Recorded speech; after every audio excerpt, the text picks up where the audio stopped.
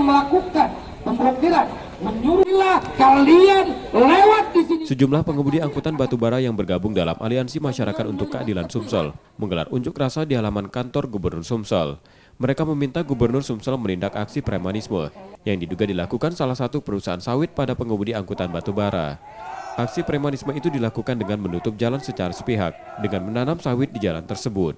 Tak hanya itu, mereka juga mengancam pengemudi hingga nyaris terjadi bentrokan. Menuntut kepada Gubernur Sumatera Selatan untuk tidak berpihak kepada salah satu perusahaan PT SKB, yang mana PT SKB itu saat ini melakukan dan mengerahkan preman untuk menutup jalan akses pengangkutan batubara.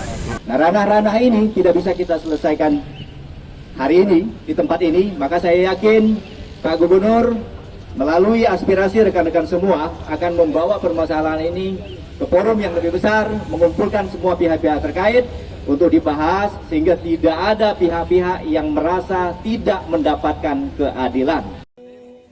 Setelah ditemui perwakilan dari pemerintah Provinsi Sumsel, para pengemudi angkutan batubara pun membubarkan diri. Yudi Keswanto, Kompas TV, Palembang, Sumatera Selatan.